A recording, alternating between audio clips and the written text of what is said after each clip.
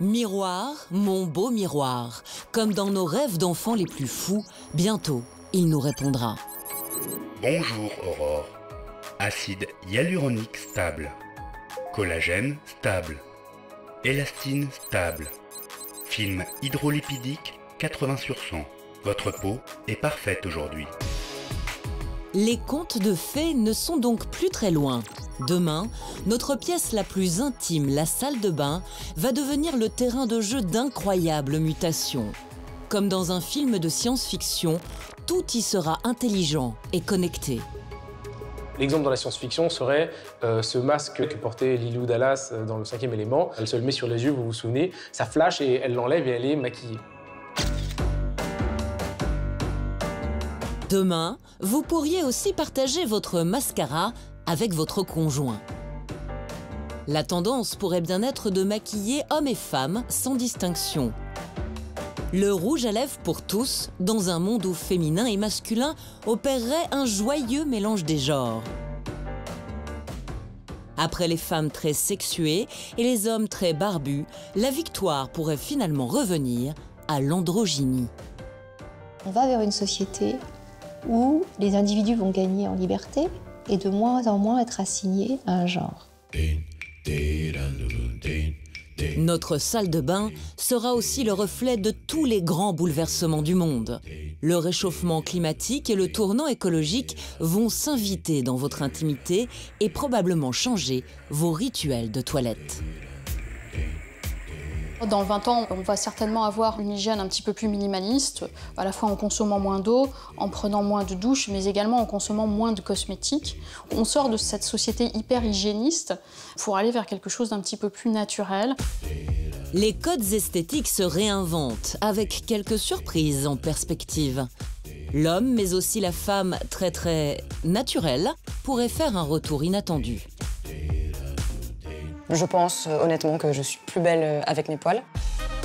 Tous ces changements sont déjà à l'œuvre aujourd'hui et nous permettent d'imaginer ce que sera la beauté du futur.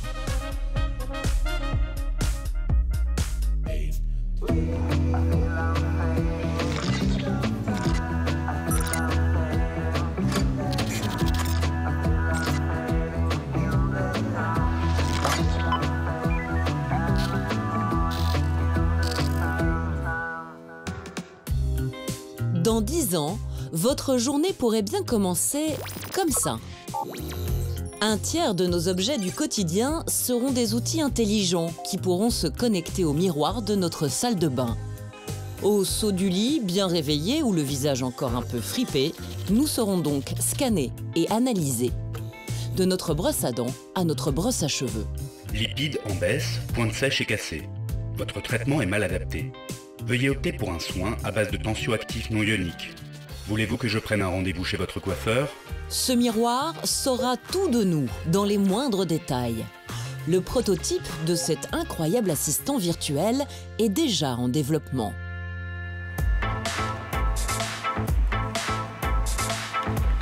À Paris, une start-up a imaginé ce miroir futuriste qui se met en relation avec la balance, la montre et même le maquillage grâce à un logiciel. Le miroir fonctionne avec de l'intelligence artificielle, de la réalité augmentée. Par exemple, l'intelligence artificielle, c'est ce qui nous permet de faire de la reconnaissance faciale, la reconnaissance d'objets. Donc, ce qui nous permet, par exemple, de pouvoir scanner un produit de beauté et d'avoir, par exemple, un tuto correspondant qui apparaît. Donc, je veux que quand tu vois ça, tu déclenches telle ou telle action. C'est ce qui lui permet de reconnaître et de proposer le tuto approprié, de la bonne couleur, etc. Cette intelligence artificielle que nous redoutons parfois pourrait donc nous rendre plus beaux. Aujourd'hui déjà, toutes les technologies dernier cri sont utilisées par l'industrie de la beauté. Dans cette boutique aux allures de laboratoire spatial, cette énorme machine en forme de casque de cosmonaute est utilisée pour réaliser des crèmes sur mesure. Marine, esthéticienne nouvelle génération, accueille une cliente qui veut tenter l'expérience. Bienvenue, bonjour. J'ai une ride sur le front, je voulais voir ce que vous pouviez me proposer. Alors... Ici, on va utiliser une sonde. En fait, c'est une caméra microscopique qui zoome 50 fois la peau pour cibler la texture de votre peau de manière générale. Ici, c'est un patch qui est un petit peu collant qu'on vient simplement poser sur le visage pour prélever en fait l'ensemble des cellules mortes et voir si votre peau est suffisamment renouvelée en fait. Je vais simplement vous laisser poser le menton à ce niveau-là et vous allez donc avoir 6 photographies. C'est parti. L'esthéticienne Ayoma va maintenant vous préparer pour les photographies.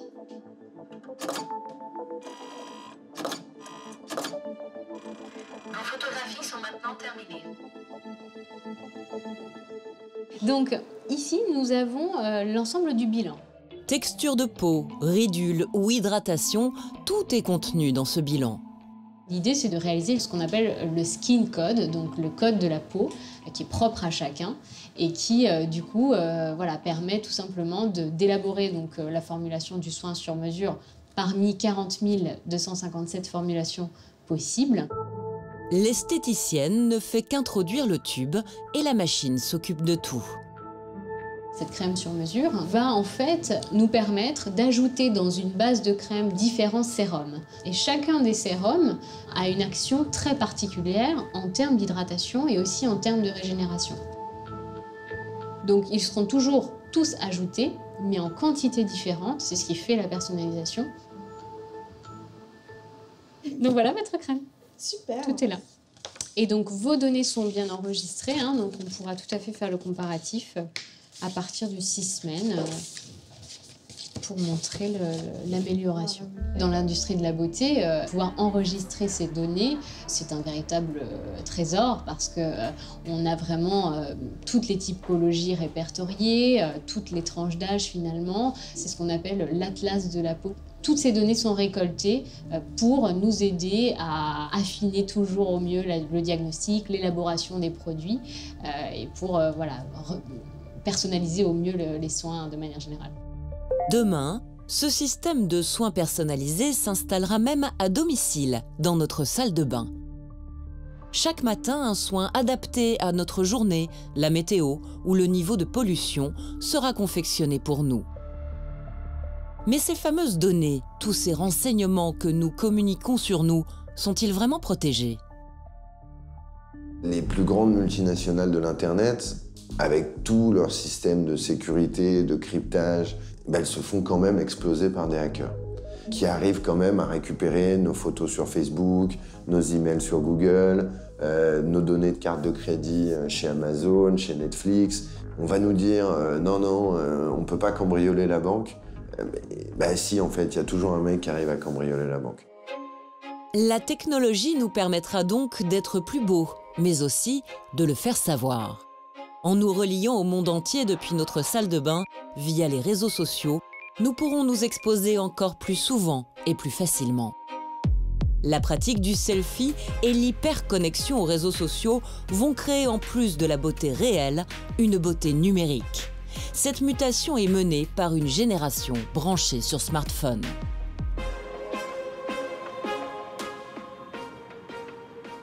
Pendant très longtemps, les icônes de beauté ont été inventées par des gens qu'on pouvait localiser dans la société. Du peintre qui rêvait de la beauté idéale, de la publicité qui inventait des mannequins, du réalisateur qui inventait ses actrices préférées.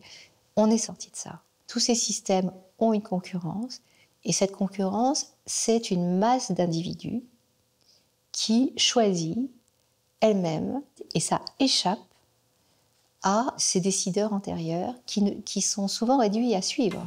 Le premier symptôme de cette beauté virtuelle, c'est le selfie. L'art de se prendre en photo à bout de bras et de se mettre en scène, apparu au début des années 2000. Adopté par toutes les célébrités, mais démocratisé par la star de la télé-réalité Kim Kardashian, cette pratique a envahi la planète, car être beau désormais, c'est être selfiable. C'est la beauté qui va être reproductible et likeable pour avoir le maximum de popularité. C'est le propre du self-branding ou l'auto-branding, l'auto-promotion de soi. Le moi, l'ego, est une marque et je me vends comme tel. À quoi ce selfie vous a servi? Tout simplement, en tant que devise sociale, à augmenter votre valeur Comme si vous étiez une pièce ou une monnaie. Ah, il a vu que je portais ce beau vêtement. Ah, il a vu comme aujourd'hui, c'était un jour avec une bonne coupe de cheveux, etc. Aujourd'hui, plus d'1 million de selfies sont postés chaque jour. Une pratique devenue tellement répandue qu'un sculpteur a même décidé d'en faire une œuvre.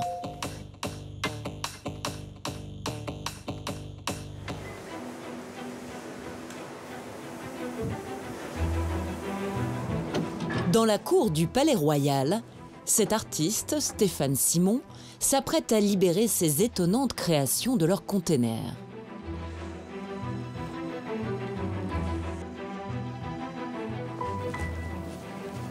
Ça fait un peu, on rentre au Panthéon.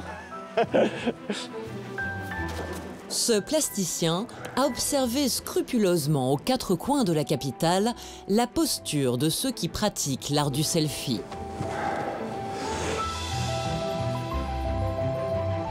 Il en a fait 2 sculptures à taille humaine qui attirent très vite les passants.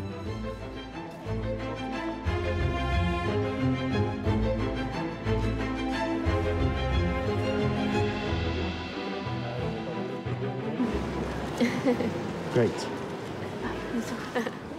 Why do you smile? Et pourquoi vous riez? Parce que je pense qu'il est un peu égocentrique. You made selfie of your face or also body? Je fais des selfies de mon visage. Okay. What do you try to transmit about your beauty? Je mets en avant mon visage entier parce que j'aime beaucoup mes yeux et mon sourire. Ce qui m'a interpellé en tant que plasticien, c'est tout un nouveau catalogue de gestes liés à la pratique de l'autoportrait. Je me suis rendu compte que finalement, ces gestes n'avaient aucun équivalent dans toute l'histoire de l'humanité et l'histoire de l'art.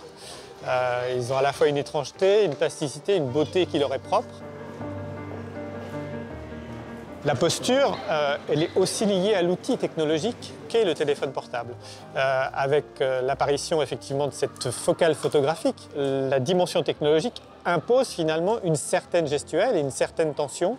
Et ensuite, tout le reste du corps va suivre ce genou plié qui fait référence à la sculpture antique de manière inconsciente et qui donne une harmonie générale au corps, encore une fois, dans des courbes et dans des formes que les sculpteurs antiques et grecs et romains maîtrisaient à merveille. Si je prends la photo dans ce sens-là, j'ai ce profil-là, donc ça fera mieux, par exemple là.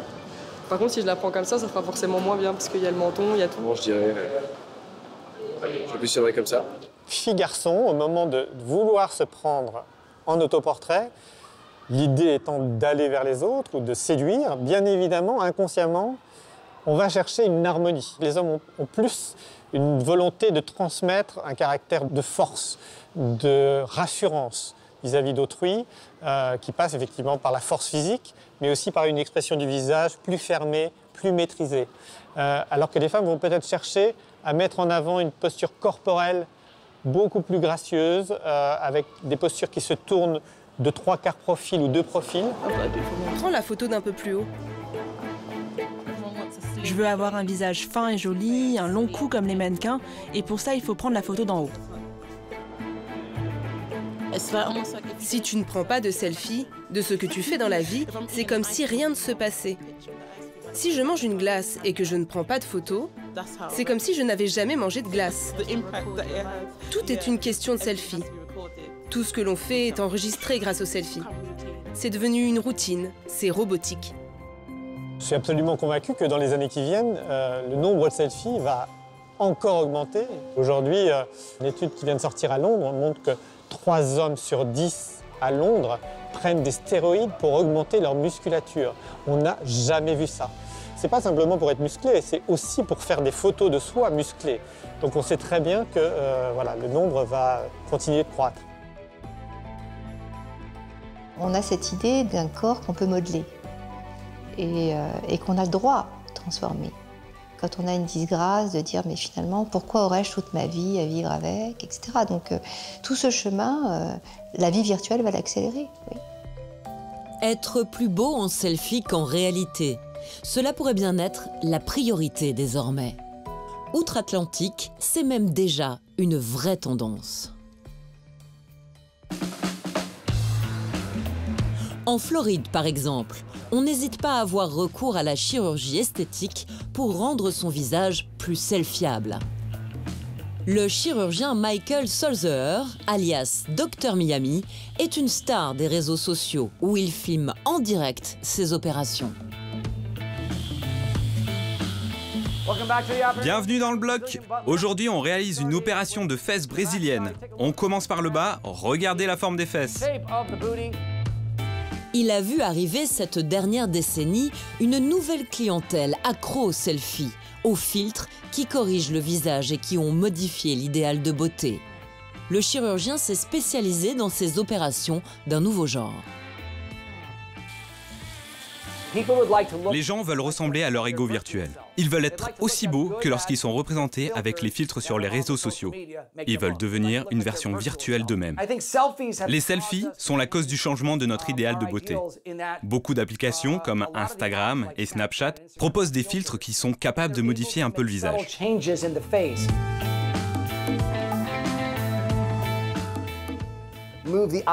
Bouger les yeux sur le côté extérieur, enfoncer les joues, faire ressortir les pommettes vers le haut. La beauté, c'est une question de millimètres. Ces petits changements, grâce au filtre, ça fait des grosses différences sur l'apparence d'une personne.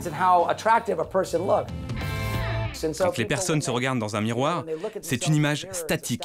Mais lorsqu'ils se regardent sur Snapchat ou Instagram, que leur visage se transforme un peu et qu'ils ont l'air plus beaux, alors ils trouvent une solution pour ressembler à ça dans la vie réelle. Certaines opérations sont réalisables. C'est possible de remonter vos pommettes et de creuser vos joues. On peut aussi faire des lèvres plus grosses, comme sur les filtres, ou bien structurer le bas du visage avec une liposuction ou des implants de la mâchoire. Certains des filtres sont réalisables dans la vie réelle.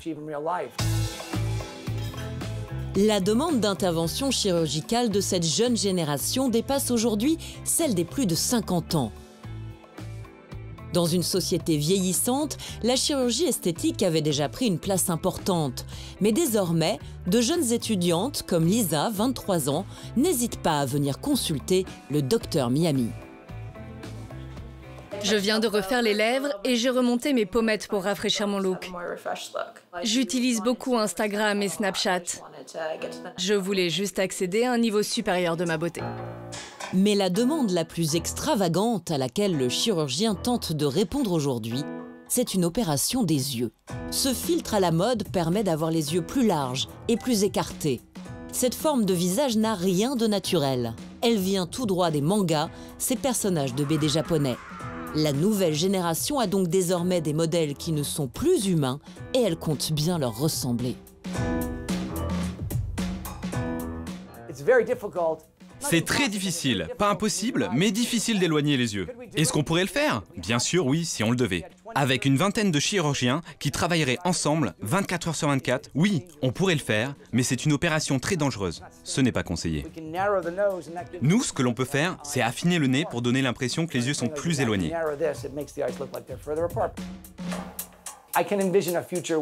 J'imagine le futur où l'on pourra rentrer dans un endroit et choisir la forme de ses yeux, leur couleur, la couleur de sa peau aussi, ou bien sa taille.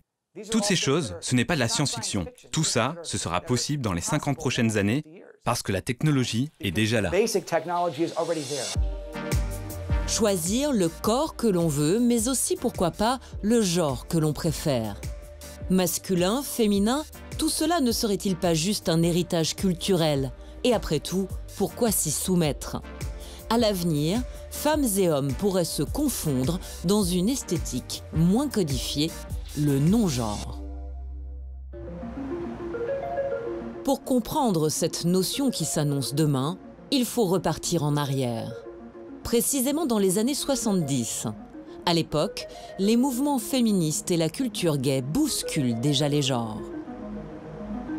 Une grande partie du travail de la culture gay était un travail d'exposition. Dès lors qu'il y a des gay pride partout, on est obligé de se rendre compte qu'il y a des jeux, il y a du détournement. Et ça construit un phénomène social.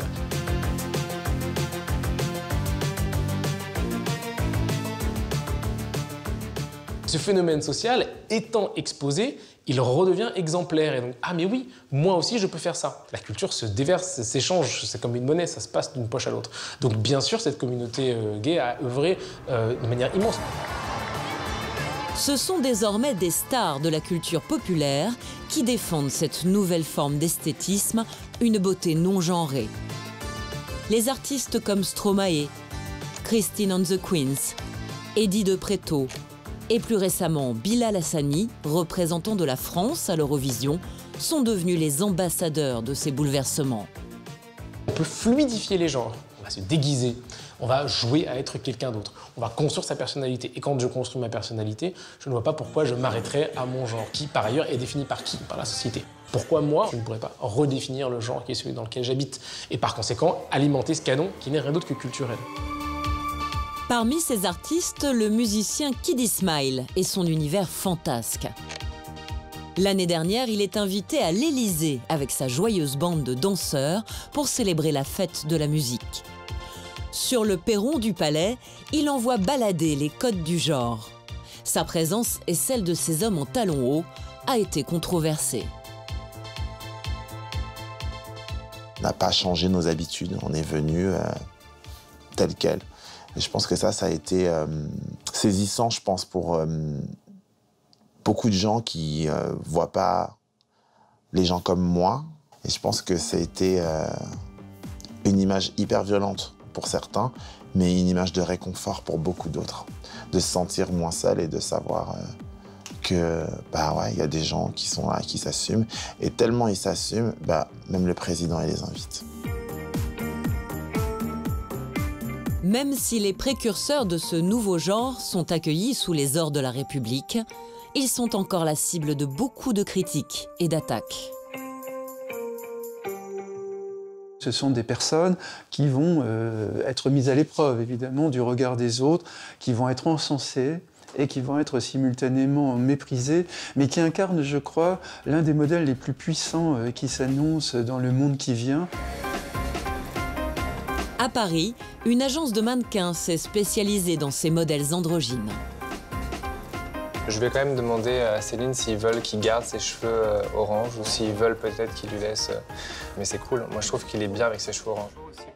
Depuis la création de leur agence il y a 7 mois, Benoît Guinaud et son associé Chris Lucas trouvent leurs mannequins dans la rue ou en fouillant sur les réseaux sociaux.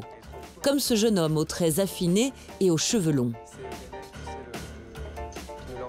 Je vais te montrer le garçon que nous a envoyé Ganesh. Je m'appelle Sofiane Xavati de Strasbourg. Franchement, il est vraiment trop bien. Il vient à Paris demain, en plus il est fin, donc c'est parfait.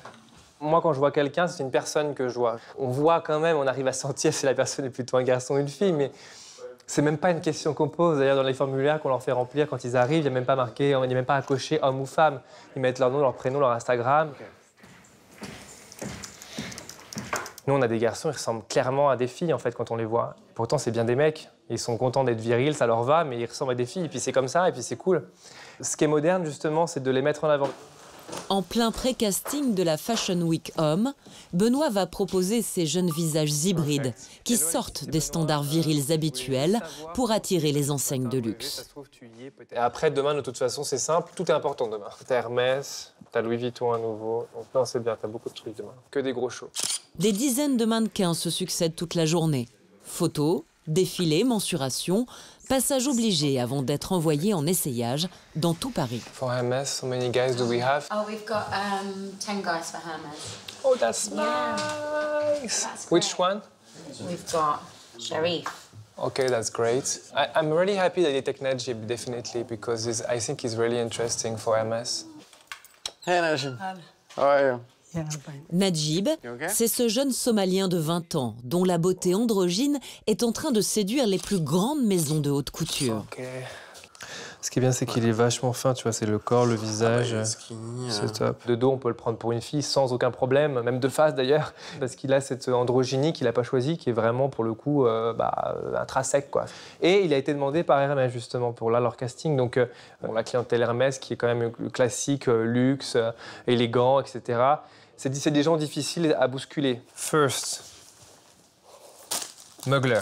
Yeah. Okay?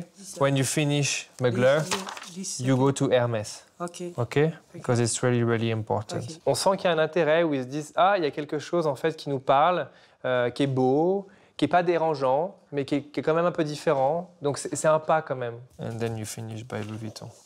You have 7 things to do tomorrow, okay? It's really important. On peut vraiment parler de beauté non genrée, définitivement, dans le sens où c'est vraiment en train d'évoluer. Déjà les shows, en fait, par exemple, pendant la Fashion Week, on le voit, il y a une vraie mutation qui est en train de s'opérer.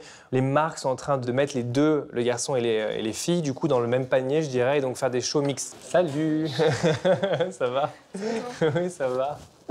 Comment ça s'est passé, les castings? Si l'avenir des défilés se profile sans étiquette de genre, nous n'en sommes qu'au début. Otto est né fille, mais se définit aujourd'hui comme un être non-binaire, ni homme, ni femme.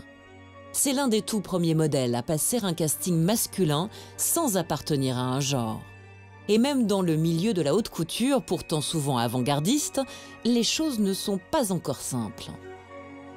Et avec les casting directeurs, du coup, comment ça s'est passé?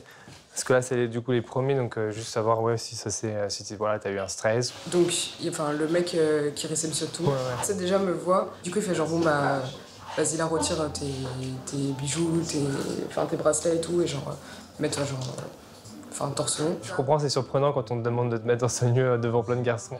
Mais je sais, tu m'as envoyé un message, tu m'as dit qu'est-ce que je fais, je me sens, je sais pas trop, mais ce qui est normal, tu vois, au début, forcément, t'es pas forcément à l'aise. Et puis, en fait, le truc, ce qui est assez marrant, ce que je trouve cool, c'est que tu te dis, c'est qu'il y a vraiment quelque chose qui est en train de changer parce que les gens, c'est un peu surprenant encore pour eux, mais je pense que tu vois, d'ici quelques mois, ce sera de moins en moins. Parce que de plus en plus, je t'ai dit, on voit des gens de tous les genres, de tous les styles. Dans le milieu de la mode, ça reste très binaire. Il y a vraiment le département homme, le département femme, et c'est tout en fait. Donc peut-être que ce à quoi on pourrait tendre d'ici 10-20 ans, qui est juste la Fashion Week, un défilé, non pas deux, en fonction du genre qui leur a été assigné à la naissance. Parmi ces nouveaux modèles androgynes, qui font désormais la tendance, la plupart sont métissés. Dans 40 ans, la moitié des Américains qui naîtront seront par exemple issus de 2 origines au minimum. La beauté de demain sera donc colorée. Un grand mélange qui va s'imposer. Pour moi, la beauté du futur, ce serait une beauté qui serait plurielle, ce serait une beauté qui arrêterait d'être pensée comme caucasienne, avec des yeux clairs, des cheveux clairs et tout ça. Et il faut absolument déconstruire ce qu'est la beauté en termes de race. C'est-à-dire qu'il faut ramener la beauté caucasienne à la beauté asiatique, à la beauté négroïde sur le même palier pour que quand les métissages se font, tous les métissages soient beaux. Nous pourrions donc déconstruire les stéréotypes de la beauté d'aujourd'hui pour créer celle de demain. Le sacro-saint maquillage, par exemple, jusqu'ici l'apanage le plus féminin qui soit, pourrait bien envahir le quotidien de ces messieurs. Le maquillage pour tous, un tournant à ne pas rater.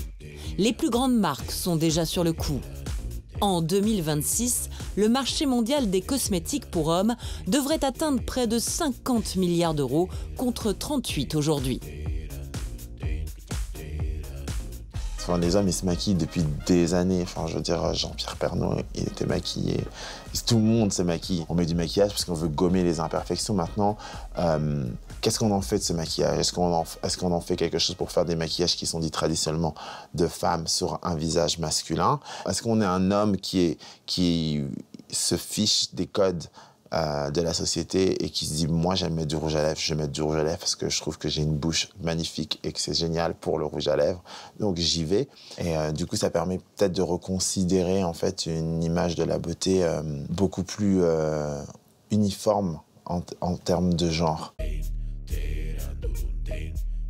Il y a un créneau à prendre.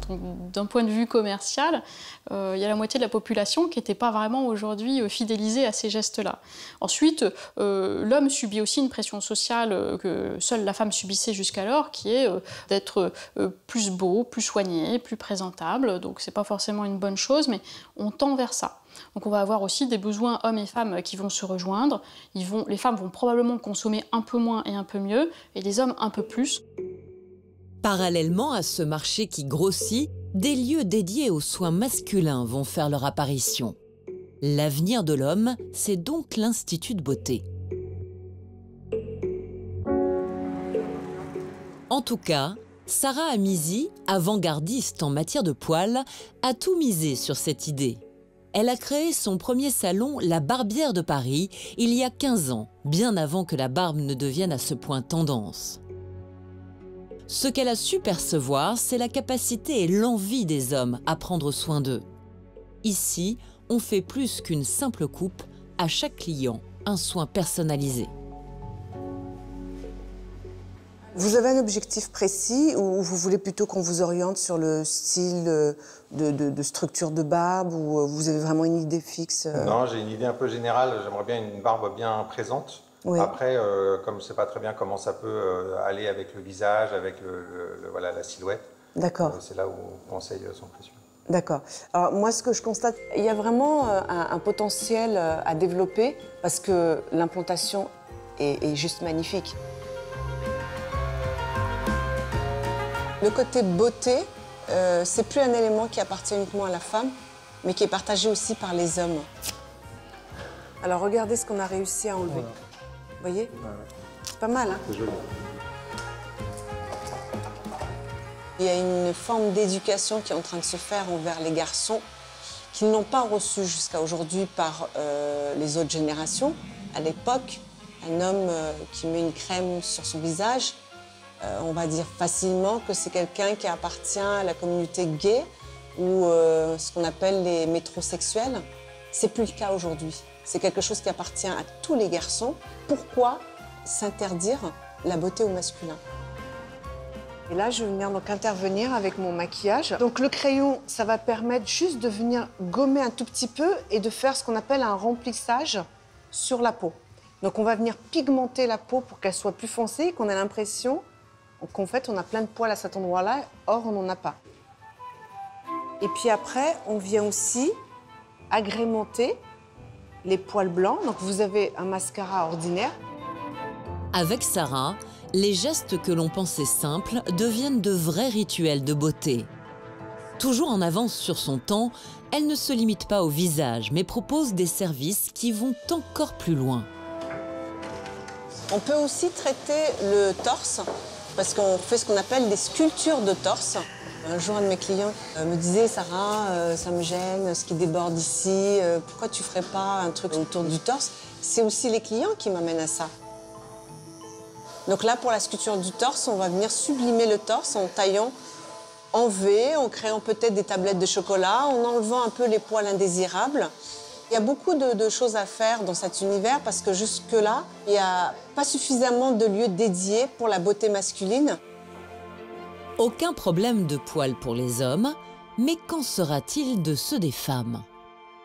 C'est simple, dans les rues, sur Internet, à la télévision, pas une publicité sans que le corps de la femme ne soit parfaitement épilé. On voit bien la différence avec le tableau de Courbet. Ouais, quand même, ce qui marque le tableau de Courbet, c'est que c'est une femme poilue. On voit le sexe, mais je veux dire, ça n'a absolument rien à voir avec un film pornographique. L'explosion de la culture porno via des sites internet gratuits en libre accès à tout âge, malheureusement, ça a fait exploser les demandes aussi d'épilation intégrale au niveau du maillot, chez les filles comme chez les garçons. Donc c'est sûr que ça ne va pas dans le bon sens, puisque ça impose une norme qui n'est pas naturelle et qui, là encore, génère des contraintes pour les individus, hein, femmes comme hommes. En opposition à ces corps lisses, les poils féminins se rebellent. Jambes poilues et aisselles en friche, plusieurs mouvements appellent à la résistance. Les femmes vont-elles un jour ressembler à ça? Certaines personnalités affichent désormais fièrement leurs poils. Les chanteuses Paris Jackson, Miley Cyrus, Alicia Keys et même Lourdes León, la fille de Madonna, qui, tout poil dehors, pose pour une marque de chaussures connue. On vit depuis l'Antiquité dans une société où le corps de la femme doit être glabre, lisse, sans taches, uniforme. Il est assez logique qu'aujourd'hui, à l'heure en plus où les réseaux sociaux et Internet permettent à tout un chacun de s'exprimer, que des groupes féministes ou pas prône ou propose un retour à une pilosité naturelle qui demande moins d'entretien et moins de contraintes à des femmes qui en ont déjà beaucoup sur le dos. La révolution du poil a déjà conquis les jambes et les aisselles de certaines nouvelles générations. Anna a 21 ans. Elle est étudiante à la Sorbonne. Ouais, et franchement, c'est le premier cours à Paris là-dessus et je suis super contente. Enfin, pour moi, c'est un moment un peu historique, entre guillemets. Elle suit un enseignement d'histoire de l'islam médiéval avec son ami Simon. Mais du coup, ouais, c'est toutes les semaines. Ouais, toutes les semaines et la semaine prochaine, c'est moi qui vais animer le séminaire. Anna porte été comme hiver un pantalon court, un moyen pour elle de montrer ses jambes qu'elle n'épile plus depuis près d'1 an. Je suis totalement consciente que c'est en décalage parfait avec la grande majorité des femmes dont on voit les demi-jambes. Mais en tout cas, voilà, je pense honnêtement que je suis plus belle avec mes poils. C'est un critère de ma beauté à moi. Voilà, c'est une partie intégrante de mon apparence et c'est quelque chose dont je suis très fière. Mais le combat pour la survie du poil est rude. L'année dernière, la mannequin Avida Bistrum pose pour cette marque de basket. Elle se bat depuis contre ses détracteurs sur Internet. Car dans l'imaginaire collectif, une femme poilue serait une femme sale. On n'accepte pas du tout le poil de la femme parce que, effectivement, il nous renvoie un peu à l'animalité. Entretenir sa pilosité ou s'en débarrasser, c'est aussi une marque d'hygiène, c'est-à-dire qu'on prend soin de son corps, on prend soin de sa peau. Donc c'est vrai que la personne qui ne va pas s'épiler, peut-être le premier jugement, avec la culture qu'on a aujourd'hui, c'est de dire « Ah mais elle ne s'entretient pas du tout » ou corollaire, elle ne se lave pas. Donc il faut qu'on revoie un petit peu ces stéréotypes et qu'on n'associe plus la présence de poils chez la femme à un état de négligence. À ma connaissance, c'est pas fondé, hein. Les femmes qui ne s'épilent pas les jambes n'ont pas forcément des problèmes d'hygiène corporelle ou ne sont pas forcément négligentes. Donc pour moi, c'est totalement infondé. C'est encore le poids de notre culture. Dans son entourage, Anna n'est pas la seule à avoir fait de ses poils un critère de beauté. Lisa, 17 ans, son amie d'enfance, a arrêté toute épilation depuis 3 ans. Ah, celle-là, ça allait bien. Ouais. Là, genre, tu sais, je fais la même pose qu'elle, ici. Ouais. Donc j'ai arrêté de m'épiler parce que, premièrement, ça me prenait trop de temps. Ça fait mal, ça coûte cher. Et ça me dérange pas qu'il soit là. Et même maintenant, ça me dérange. Enfin, quand j'ai des souvenirs de mes jambes épilées, ça me fait bizarre parce que j'ai l'impression que c'est pas moi, que c'est pas mon corps et que j'arrive pas à me l'approprier si j'ai pas mes poils dessus et juste parce que c'est comme ça. Et aujourd'hui, moi, je suis fière de montrer mes jambes dans la rue ou mes aisselles dans la rue parce que c'est aussi quelque chose qu'il faut faire accepter aux gens. Promouvoir le poil, c'est l'objectif d'Anna et de Lisa en participant à un challenge sur Instagram. Le January, comprenez, le mois de janvier poilu. Ici, pareil, tu vois. Mais c'est cool, en fait, c'est dans plein de langues. Ouais. C'est genre en italien, russe. Un défi lancé par une étudiante anglaise et qui appelle les femmes à poster une photo de leurs poils. Les 2 jeunes filles comptent sur le pouvoir viral des réseaux sociaux pour porter leur message.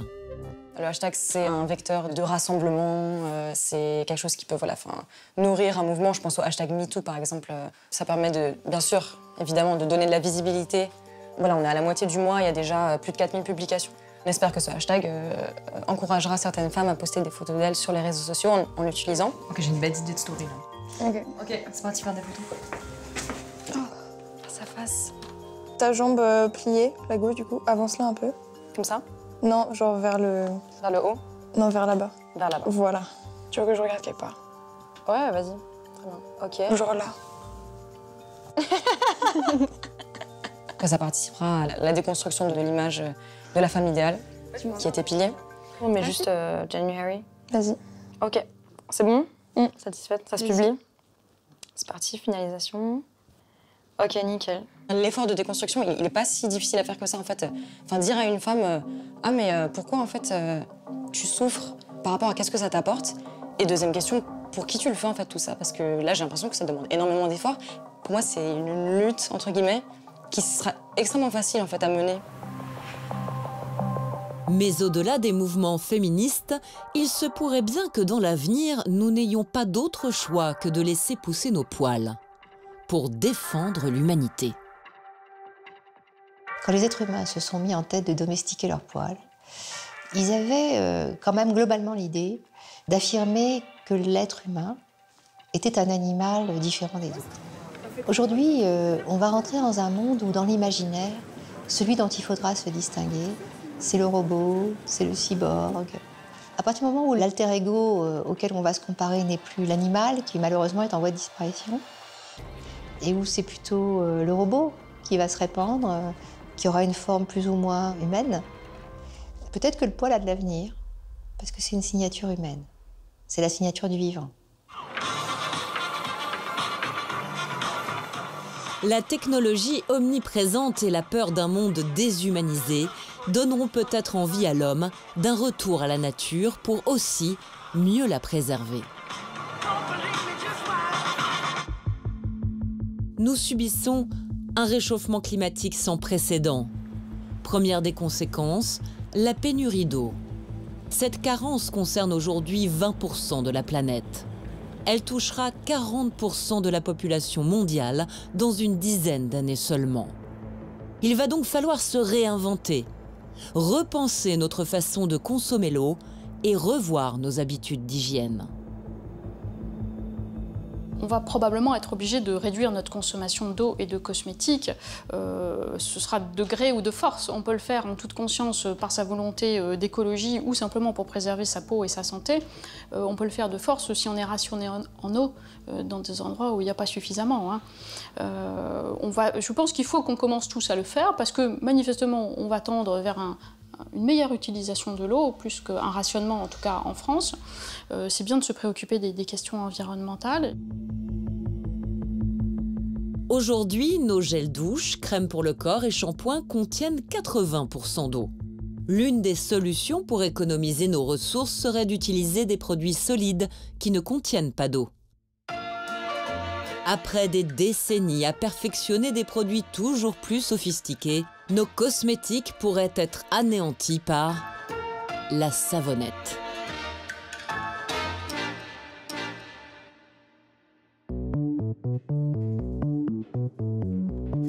Gants en latex, masques de protection et poudre blanche, une ambiance proche d'un film de narcotrafiquants. Pourtant ici, rien de chimique, tous les ingrédients sont naturels. La farine de riz, l'argile, l'huile de coco, chauffés et mélangés dans ce robot, vont devenir des cosmétiques, vos crèmes et savons de demain. Nous sommes dans l'atelier de fabrication de la patronne des produits solides, Ludvina Sanchez. Alors, il faut que je donne une plaque noire à Anaïs, une plaque de cuisson noire. Lancée il y a 5 ans, l'entreprise de Ludvina propose aujourd'hui une vingtaine de cosmétiques confectionnés à la main. Shampoing, dentifrice, démaquillants, déodorants ou crème pour le corps. Un résultat de 10 années de réflexion. J'ai été amenée dans ma vie antérieure à travailler sur les questions de l'eau et puis sa disparition progressive, aussi bien en termes de qualité qu'en termes de quantité dans certaines zones de ce monde. Et c'est vrai que pour moi, la cosmétique solide, ça a été quelque chose qui pouvait répondre à cette inquiétude que je pouvais avoir. Quand on ne met pas d'eau, on n'a pas besoin de mettre un emballage en plastique pour éviter que ça fuit, puisque ça se tient tout seul. Quand on ne met pas d'eau, ça permet aussi de faire se concentrer d'actifs et de faire un produit de A jusqu'à Z extrêmement intéressant. Pour les matières premières, les huiles essentielles, est-ce que tu sais où on en est? Il y a toujours le ylang-ylang qui manque. Tout l'enjeu pour la fondatrice, c'est d'adapter son produit à nos habitudes de consommation, tout en prenant en compte l'évolution de nos modes de vie dans quelques décennies. Pour moi, la réponse, c'est d'essayer de causer le moins d'écart possible entre un cosmétique classique, je dirais, et puis les cosmétiques solides. Donc, la première réflexion, c'est justement la texture. Si on a quelque chose qui est trop dur, qui glisse pas, qui colle, on va pas avoir envie de faire cette démarche-là. Donc pour moi, si on veut petit à petit toucher de plus en plus de personnes, le mieux est d'arriver à proposer un produit qui soit simple d'utilisation. Dans la façon dont on formule les produits, on réfléchit justement toujours à la façon dont les gens vivent. Quand on vit en ville, on a le cuir chevelu qui a tendance à vouloir se protéger. Et donc pour se protéger, soit il va par exemple faire plus de sébum, soit il va réagir par exemple en devenant très sec. Donc la réflexion sur la pollution, pour moi, c'est quelque chose qui est très important d'intégrer cet élément dans nos cosmétiques solides.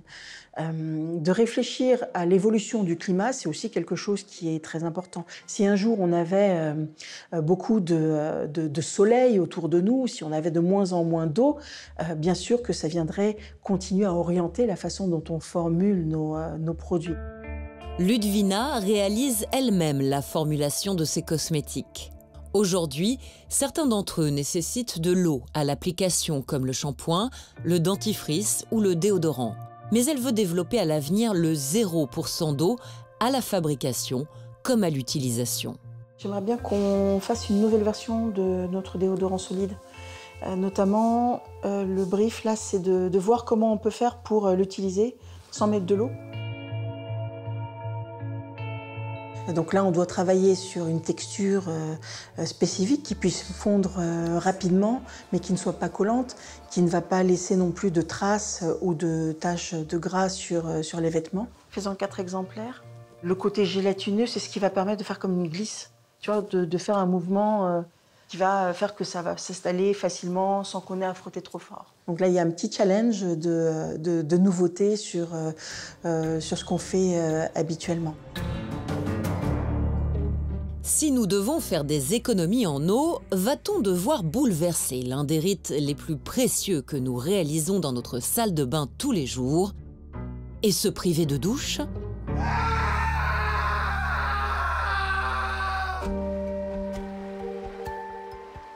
En Suède, à Malmö, il existe la douche du futur qui pourrait bien nous sauver de cette catastrophe.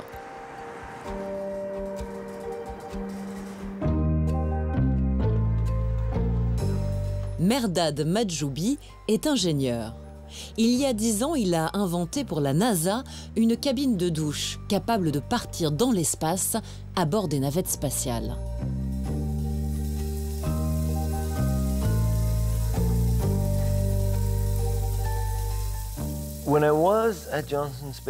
Quand je travaillais pour la NASA, je cherchais comment créer l'infrastructure la plus optimum pour une nouvelle maison, un nouvel habitat. Alors naturellement, je me suis posé la question de comment on faisait sur Terre, et j'ai découvert à quel point nos habitudes étaient mauvaises. J'ouvre le robinet, qu'est-ce qui se passe? L'eau parcourt 5 km. Je tire la chasse d'eau, qu'est-ce qui se passe? C'est de l'eau potable utilisée. J'active la douche, qu'est-ce qui se passe? C'est 10 litres d'eau par minute. Donc en 10 minutes, 100 litres d'eau. Et parce que tout le monde veut prendre sa douche à la température du corps, voire même plus chaud, c'est-à-dire au moins 38 degrés, ça nécessite 5 kW d'énergie pour obtenir cette température. Toute l'idée de cette douche, c'est de garder nos habitudes, mais sans gaspiller. C'est comme ça que ça fonctionne. On appuie ici sur le bouton, comme ça. À partir de là, l'eau qui coule est purifiée et envoyée dans un circuit en boucle. Donc l'eau sort du pommeau, puis elle part dans l'évacuation. Ensuite, elle est analysée 20 fois par seconde pour être sûre qu'elle est propre. L'eau traverse ce filtre, elle est analysée sur son chemin et repompée par ici.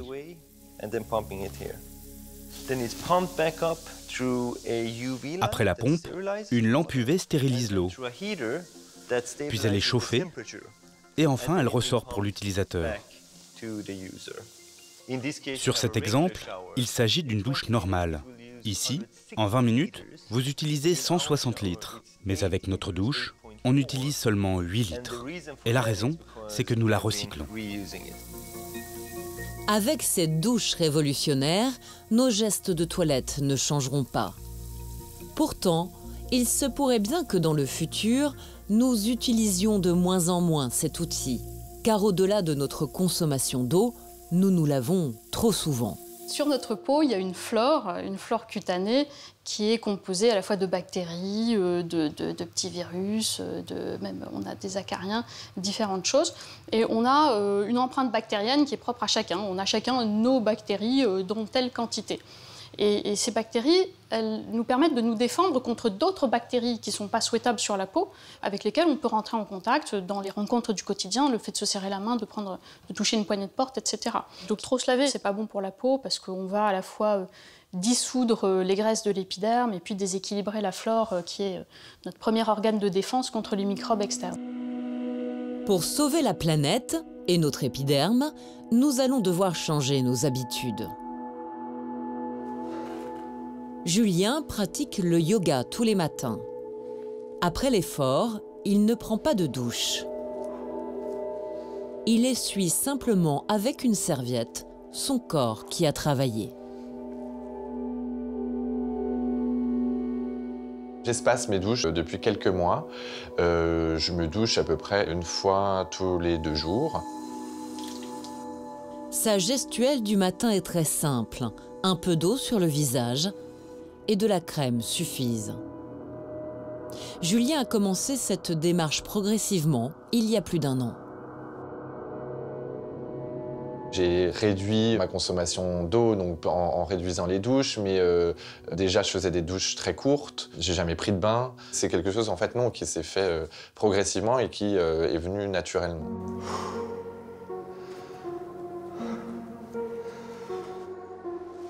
On a été très très loin, je pense, dans cette société d'hyperconsommation, et je pense qu'on est obligé, par les problèmes environnementaux, de décélérer, d'arrêter, de prendre conscience de ce dont on a réellement besoin.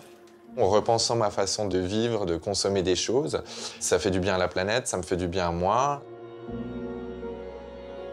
Les personnes dans mon entourage, quand ils sont au courant, quand on vient en parler, leur réaction est plutôt sympathique quand même, sur le ton de l'humour, mais il y a quand même un peu des fois de la défensive.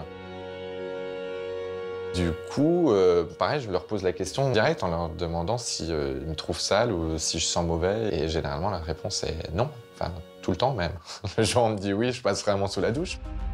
Cette pratique pourrait devenir notre quotidien. Mais jusqu'où pourrait-on aller? Pourrions-nous arrêter de nous laver définitivement?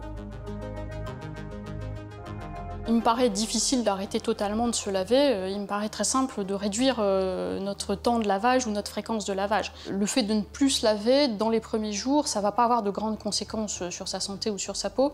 En revanche, c'est assez désagréable parce qu'on a l'habitude de se sentir propre grâce au contact avec l'eau et d'avoir cette odeur de savon ou de détergent qu'on utilise. Après une dizaine de jours, les choses vont se réguler, l'odeur de transpiration va s'atténuer un petit peu, tout simplement parce que notre flore bactérienne, cutanée, elle va se rééquilibrer puisqu'on a arrêté de la déséquilibrer en la savonnant. La salle de bain du futur pourrait peu à peu se désencombrer pour laisser place à un univers plus épuré. Donc on sort de cette société hyper hygiéniste pour aller vers quelque chose d'un petit peu plus naturel, sans revenir pour autant aux toilettes sèches ou à l'absence de toilettes du Moyen-Âge. On ira vers une forme d'ascétisme, en n'ayant que des choses plus utiles. On a tous beaucoup de choses dans nos placards, nos armoires, etc., qu'on n'utilise pas. Aussi bien dans la cuisine que dans la salle de bain, que dans tout le reste de la maison. On ira vers des univers plus dépouillés. Quel sera le visage de la beauté de demain? Atypique, androgyne, robotique, identique? Seule certitude, la quête du beau continuera d'être au cœur des préoccupations des générations futures.